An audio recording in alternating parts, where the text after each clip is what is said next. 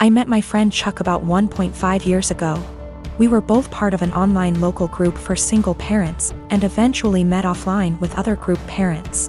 I have known Britt since high school. Chuck's wife died of childbirth complications the day their daughter was born, more than 2 years ago. Britt is a few months out of a 9-year relationship. Both of them have expressed wanting to meet other people. And I thought they'd be good for each other because of common interests, and we all have kids of similar ages. 2 days before Christmas, Chuck and Britt went out on their first date. I kept Chuck's daughter at my house so the two could have some more time together without him having to worry about the baby. The plan was for her to spend the night. She's done it before and gets along great with my 3-year-old girl. But Chuck knocked on my door at 11 p.m. to get his daughter. He barely said a word to me and I could tell he had been crying, but he wouldn't tell me what was wrong. The next day, I asked Britt what happened. She said that they had dinner and a couple drinks. Things were going excellent. She said she felt like they had great chemistry and were even getting physical at his house. But he suddenly told her to stop and to leave immediately. She swears that she has no idea what she did wrong and is really hurt by the whole thing. I believe her because she is really sweet and social. I've never seen her do anything to piss anyone off. I tried to talk to Chuck at the same time to get his side of the story and see what went wrong. All he said that he wasn't feeling it and didn't want to discuss it further. I didn't push it, but when I went to wish him a Merry Christmas a day later, I saw he had deleted me from his social media. I texted it to him instead and asked, "You okay?" But no response. I am seriously hurt and don't know what to do. Chuck has become one of my closest friends, and our daughters are the best of friends too. I am really worried that this has something to do with his wife. And I want to apologize if he felt like I was pressuring him to date after her death. At the same time, I don't want to overstep boundaries and bother him when he's having a hard time. It's been over a week and I'm worried / upset. My newborn's pediatrician is always so crowded in terms of size of waiting room versus number of people waiting. It requires a certain amount of etiquette controlling your kid, because there are no toys, no play area. No real space for shenanigans. Enter lady with 4 kids, a newborn, 2 toddlers, and a kindergarten-aged kid, little girl in question here. She really should have brought an iPad or a second adult or something because her kids were literally running around this space, yelling and screeching. The mom was oblivious to all of her kids except the newborn, who was quietly breastfeeding while mom was glued to her phone screen. Accordingly, other people were put in the awkward position of having to discipline her kids. Several people had previously tried to put her kids back in line for whatever issue, harassing their kids, being loud, whatever. Her kindergarten-aged daughter, who clearly had some kind of special needs, was absolutely enamored with my newborn and his stroller. She was asking me if she could push it around. No, she was getting super close to my newborn, stop. And was generally just being annoying. FFS at one point when I wasn't looking and was preoccupied with my own kid. She went digging in my diaper bag and throwing my stuff onto the chair and the floor. My newborn was really fussy because we were there for a sick visit and he wasn't feeling well. And I did not feel like entertaining some strange kid. I tried being polite about it. "Sweetie, where's your mommy?" Points to mom, ma'am. Points to kid. The lady would call her kid back, but the kid just kept coming back to me. Rinse and repeat.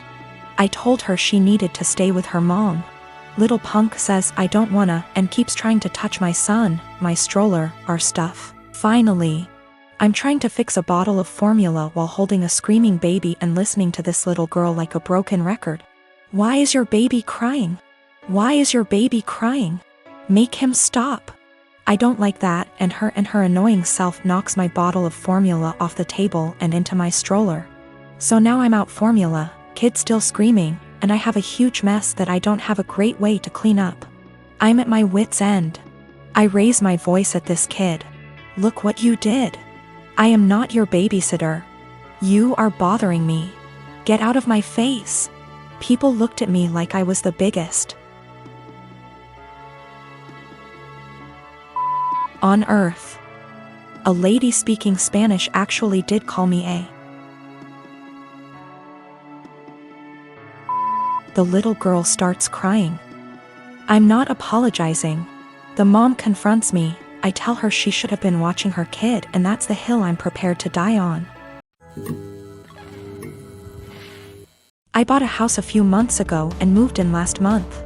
The previous owner was a friendly old man that could no longer live alone, so he decided to sell and move in with his daughter. Just to be clear now, apparently he had been allowing use of his driveway to his disabled neighbor lady, largely because street parking is extremely limited, and what little street parking there is pretty much instantly occupied. What I am saying is, unless you have a driveway, you end up having to park a good 5-minute walk away, and that's the best case scenario. I put disabled in quotation marks because the lady in question is just really overweight, and I am not sure if that counts as disabled. Obviously I was unaware of this, so I was surprised to see a large SUV parked in my driveway when I moved in. I ended up having to knock on several doors asking whose car it was because the movers could not stand still on the busy road too long. I figured out it was the neighbor's car, so after a good 10 minutes of knocking, an extremely angry enormous lady opened the door. I told her to move the car, and she immediately started arguing that the neighbor said it was fine. I told her he moved out. I moved in and no, it is not fine, and to move it because the movers need to unload my stuff. She begrudgingly did. I ended up seeing her walking back half an hour later completely wet with sweat. Now a few days later I went back to work, and lo and behold, the SUV is parked in my driveway again.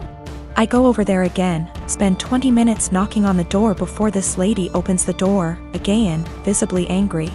I tell her to move her car. My driveway is not public parking.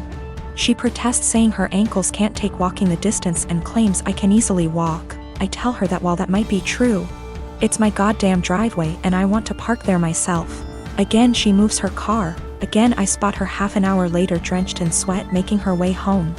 Well, it happened again a week ago, and this time she would not open her door. I got tired of it and had her SUV towed. She of course came to my house to scream at me. I told her to get the hell off my property.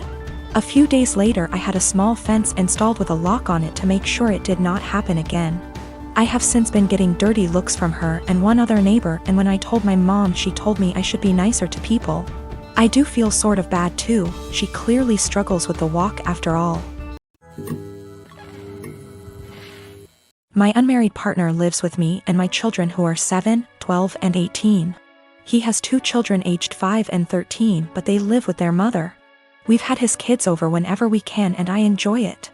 However, they are very different to mine, who are all mostly easygoing and respectful. And it has been just the 4 of us for most of their lives. His kids are very loud, destructive, and demanding often. We made the adjustment, and eventually they started staying over every other weekend. But his son, Spencer, has become harder to deal with over time. He'll blow up if he doesn't get his way, insult my son if he loses a game, goes into the bedrooms and takes things without asking, complains about every meal we make, expects us to buy him whatever he wants no matter cost, and generally acts like a spoiled brat. He can also be sweet, of course. He's a child and he's not evil, but this is fairly constant. We don't let it slide, but I also want to give him benefit of the doubt. He's 13, he could be acting out for lots of reasons with a weird family dynamic, I'm sure. I try my hardest to help him feel comfortable and heard //us, but his entitlement is rampant. It started to stress my kids out, and yesterday was the last straw for me. We were all about to go to the mall when my 12Y//O son asked if anyone had seen his birthday money. He had $100 saved, disappeared from his desk. Everyone, including Spencer, looked everywhere. Spencer even asked my son if he'd spent it and forgot, or if he'd left it at school, etc. Spencer then went outside to sit in the car alone and wait to leave. My partner went out to talk to him, which eventually led to getting him to empty his pockets. He had stolen the $100 to spend at the mall. My partner told him off, texted his mom about it and told me, then gave it back to my son. Quietly furious, we went out as planned after a talk with Spencer as to not ruin the day for the other kids. He didn't seem to feel guilty at all, even asked us to get him a $120 jacket while out. Once they were back at their mom's, I told my partner I don't want Spencer in the house anymore, at least for now. I do love his kids, and I don't want them to not see their dad. My partner has a house he doesn't use, so I suggested on those weekends we take the kids there for now. Then when any of mine aren't feeling it, they can go home and we can get some quality time. And so his kids don't have to share his attention as much. He thinks this is dramatic, an overreaction. I've told him I'm open to other ideas but won't budge from my stance. I don't want my kids feeling like they need to guard their space or to be uncomfortable in their own home. My youngest has autism and gets overstimulated with them around sometimes. He gets along W/5Y/O but needs breaks. My 12Y/O is quite anxious and 18Y/O has bipolar disorder. They're introverted, home is their safe haven and weekends are the only real free time they have. But I also don't want to be unfair to his kids.